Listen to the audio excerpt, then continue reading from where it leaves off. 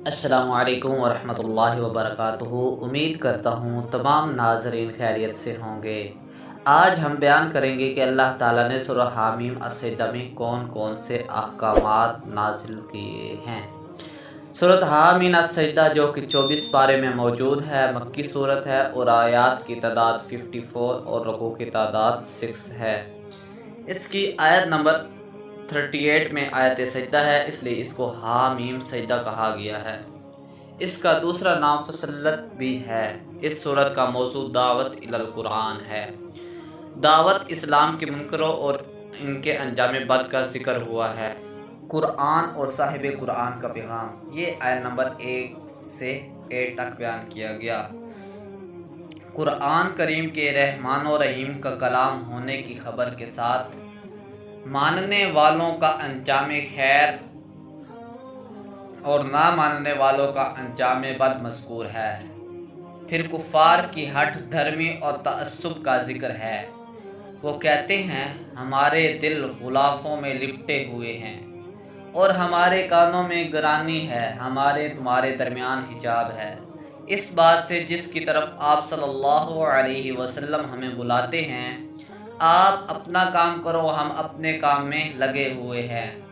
ان کو بتا دیں میں تو تمہارے جیسا انسان ہوں، لیکن مجھ پر وحی الہی نازل ہوتی ہے کہ معبود حقیقی ایک ہے، اسی سے تعلق جوڑو اور بخشش مانگو۔ کافروں، تمہارا یہ خیال سراسر باطل ہے۔ سنو، اگر میں انسان نہ ہوتا، فرشتہ یا جن ہوتا، تو ہم ایک دوسرے کی بات نہ سمجھ سکتے اور نہ سمجھا سکتے۔ جب تم بھی انسان ہو، میں بھی انسان ہوں، تو پھر ہم نے مغالطت کی کون سی ایسی دیوار ہے کہ افہام و تفہیم کا دروازہ ہمیشہ کے لیے بند ہو۔ حسن بصری رحمۃ اللہ تعالیٰ علیہ فرماتے ہیں کہ اظہار تواضع کے لیے اللہ تعالیٰ نے اپنے محبوب کو یہ کہنے کا حکم دیا کہ کہو میں بھی تمہارے جیسا بشر ہوں۔ تخلیق ارض و سما، اقوام سابقہ سے درس عبرت، یہ آیت نمبر 9 سے 80 تک بیان کیا گیا۔ آپ ان مشرکوں کو کہیے کہ تم اس خدا کے شریک بناتے ہو جس نے 2 دن میں زمین بنائی اور 2 دن میں اس کے اندر خزانے ودیعت کر کے 4 دن میں مکمل کیا، اور مزید 2 روز کے اندر 7 آسمانوں کو دھوئیں سے بنایا، اس کی زینت اور حفاظت کے لیے ستاروں کو پیدا کر کے کل کائنات کی تخلیق 6 روز میں مکمل کر دی۔ اگر یہ لوگ پھر بھی اللہ کو ماننے کے لیے تیار نہیں ہوتے تو انہیں قوموں عاد ثمود کی تاریخ سے درس عبرت حاصل کرنے کی تلقین کرو۔ ان کے پاس توحید کا پیغام لے کر رسول آتے رہے۔ قوم عاد تو کہنے لگی کہ ہم بہت طاقتور لوگ ہیں، ہم سے زیادہ طاقتور دنیا میں اور کوئی نہیں۔ اللہ تعالیٰ نے فرمایا کہ جس نے تمہارے جیسے طاقتور پیدا کیے وہ تم سے بھی زیادہ طاقتور ہے، مگر انہیں یہ بات سمجھ میں نہ آئی، تو اللہ نے شدید آندھی ان پر مسلط کر کے انہیں تباہ برباد کر کے رکھ دیا، اور سمود کے انکار پر انہیں بھی ذلت امیز کڑک سے 2 4 کر کے ہلاک کر دیا اور ایمان و تقوی والوں کو نجات عطا فرما دی۔ کان، آنکھیں اور کھال گواہی دیں گے۔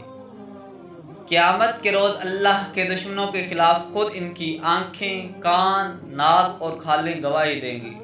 کافر اپنے جسموں سے کہیں گے کہ خود ہمارے خلاف کیوں گواہ بن گئے؟ وہ جواباً کہیں گے کہ ہم اسی نے بولنے کی طاقت بخشی ہے جس نے ہر شے کو بولنا سکھایا۔ ان مشرکوں کو یہ گمان نہ تھا کہ ان کے اعضاء ان کے خلاف گواہی دیں گے، بلکہ وہ خیال کرتے تھے کہ اللہ کو ان کے اعمال کا پتہ ہی نہیں ہے، بس ان کا یہی گمان ان کو لے ڈوبا۔ آج معذرتیں کرنے سے چھٹکارا نہ ملے گا۔ دنیا میں انہوں نے ایسے لوگوں کو ساتھی بنایا تھا جو ان کی بری حرکتیں بھی خوبصورت کر کے ان کے سامنے پیش کرتے تھے۔ قرآن کریم سے کافرانہ رویہ، توحید والوں کو خوشخبری، یہ آیت نمبر 26 سے 32 تک بیان کیا گیا۔ کافر کہتے ہیں قرآن نہ سنو، جب یہ پڑھنے لگے تم شور مچا کر غالب آنے کی کوشش کرو، ہم انہیں آخرت میں اس کی شدید سزا دیں گے۔ کافر کہیں گے کہ اے اللہ، جن انسانوں اور جنات نے ہمیں گمراہ کیا تھا انہیں ہمیں دکھا دے، کہ ہم انہیں اپنے پاؤں تلے رون ڈالیں۔ جن بندوں نے کہا ہمارا رب اللہ ہے اور تمام مخالفتوں کے باوجود اس پر قائم رہے، ان پر فرشتے اتریں گے کہ انہیں کہا جائے گا کہ تم نہ خوف کرو نہ غم کھاؤ، تمہیں جنت کی خوشخبری ہے، تم جو چاہو یہاں تمہیں میسر ہوگا، جو مانگو گے وہ موجود پاؤ گے، یہ رب غفور و رحیم کی طرف سے مہمان نوازی ہوگی۔ دعوت اللہ اچھے انسان کی صفات، یہ آیت نمبر 33 سے 44 تک بیان کیا گیا۔ اس شخص سے اچھی بات کس کی ہے جو اللہ کی طرف بلائے اور کہے کہ میں مسلم ہوں۔ آپ زیادتی کا جواب بھی عفو درگزر سے دیں، اس حسن سلوک کی بدولت آپ کا دشمن بھی پکا دوست بن جائے گا۔ یہ بات صابر اور صاحب نصیب لوگوں کو حاصل ہوتی ہے۔ اگر آپ کو شیطان کی طرف سے کوئی وسوسہ پیدا ہو تو شیطان مردود کی شر سے اللہ کی پناہ مانگ لے، بے شک وہ سننے جاننے والا ہے۔ ان مشرکوں کو بتائیں کہ رات اور دن، چاند اور سورج اللہ کی قدرت کے نشانات ہیں، سجدہ صرف اللہ کے لیے ہے، سورج اور چاند کے لیے نہیں۔ مشرک تکبر کرتے ہیں مگر فرشتے دن رات اللہ کی تسبیح میں مشغول ہیں۔ کیا منکر دیکھتے نہیں کہ مردہ زمین پر پانی برستا ہے تو فوراً زندگی پا لیتی ہے؟ آیات الہی کو الٹے معنی پہنانے والے ہم سے چھپے نہیں۔ یہ کافر جس کتاب کا انکار کر رہے ہیں یہ ایک زبردست کتاب ہے، باطل اس کے سامنے ٹھہر نہیں سکتا۔ یہ آپ پر اسی قسم کے اعتراض کرتے ہیں جیسے پہلے رسولوں پر کیے گئے تھے۔ ہم نے یہ کتاب عربی میں نازل کی ہے تاکہ تفصیل کی احتیاج نہ رہے۔ یہ اہل ایمان کے لیے ہدایت اور شفا ہے، جو نہیں مانتے گویا وہ کانوں کے بہرے اور آنکھوں کے اندھے ہیں۔ اللہ کسی پر ظلم نہیں کرتا، یہ آیت نمبر 46 سے 55 تک بیان کیا گیا۔ اس میں ہم نے موسیٰ کو کتاب عطا کی، اس میں بہت اختلاف کیا گیا۔ اگر آپ کے رب کی طرف سے ایک بات طے نہ ہو چکی ہوتی تو ان کے درمیان ابھی فیصلہ کر دیا جاتا۔ جو نیکی کرے گا تو اپنا ہی فائدہ کرے گا اور برائی کرے گا تو اپنا ہی نقصان کرے گا۔ تیرا رب بندوں پر کسی قسم کا ظلم نہیں کرتا۔ آفاق و انفس سے قرآن کی حقانیت پر دلائل، یہ آیت نمبر 47 سے 54 تک بیان کیا گیا۔ قیامت کے وقت کو اللہ ہی جانتے ہیں، کون پلوں سے کیسے پھل برآمد ہوگا، شکم مادر میں کیا ہے اور کب جنے گی، اس کا علم بھی اللہ کو ہی ہے۔ قیامت کے دن اللہ تعالیٰ پوچھیں گے کہ تمہارے شرکاء کہاں ہیں؟ وہ خود کہیں گے کہ ہم ان سے برات کا اظہار کرتے ہیں۔ انسان خیر طلب کرنے سے کبھی نہیں اکتاتا، لیکن جیسے ہی تکلیف یا مصیبت میں مبتلا ہو جائے تو بہت جلد مایوسی اختیار کر لیتا ہے۔ جب آرام و راحت مل جائے تو قیامت کو ایک دم بھول کر ہر فائدہ کو اپنی ذات کی طرف منسوب کرنے لگ جاتا ہے۔ تکلیف آ جائے تو لمبی لمبی دعاؤں میں لگ جاتا ہے اور آرام و راحت کے وقت کنی کترا کے نکل جاتا ہے۔ ہم دکھائیں گے انہیں اپنی نشانیاں آفاق عالم میں اور ان کے اپنے نفسوں میں تاکہ ان پر واضح ہو جائے کہ قرآن واقعی حق ہے۔ کیا یہ کافی نہیں کہ آپ کا رب ہر چیز پر گواہ ہے؟ اللہ کا یہ وعدہ سچا ہے اور جو 1400 سال سے اس کا وعدہ ایفا ہو رہا ہے۔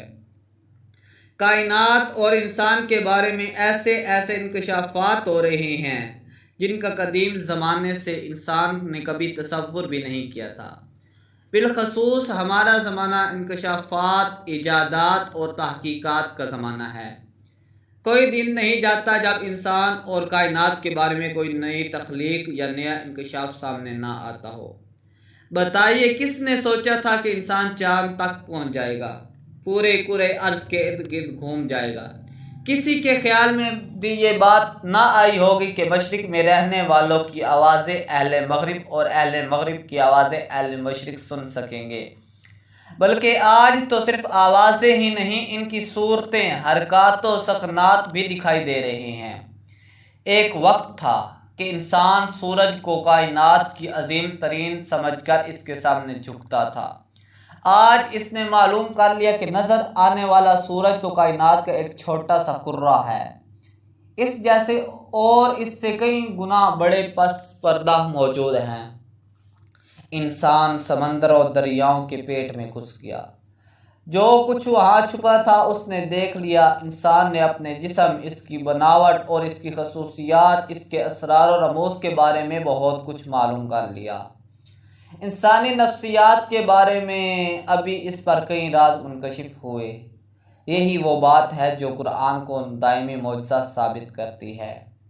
لیکن اس کے باوجود کسی کے اندر جرأت ہے کہ وہ دعویٰ کر سکے کہ وہ کائنات اور آسمان کے سارے رازوں سے واقف ہو گیا۔ علمی، تحقیقی اور سیاسی ترقی کمال کی آخری حدوں کو چھو رہی ہے۔ علمی تحقیقی کی اس تیز رفتاری کا کوئی بھی مذہبی کتاب قرآن کے سوا ساتھ نہیں دے سکتی۔ یہی بات قرآن کو دائمی معجزہ ثابت کرنی ہے۔ یہ حضرت موسیٰ کی لاٹھی اور حضرت سلیمان کی ہوائے تخت کی طرح مادی معجزہ نہیں، یہ ایک علمی معجزہ ہے اور علمی دور کے لیے نازل ہوا۔ انسان کا علم جتنا ترقی کرتا جائے گا، اس پر قرآن کی صداقت اتنی ہی کھلتی جائے گی۔ وہ وقت آ کر رہے گا جب ہر غیر متصب صاحب علم کی گردان قرآن کے سامنے جھک جائے گی، انشاءاللہ۔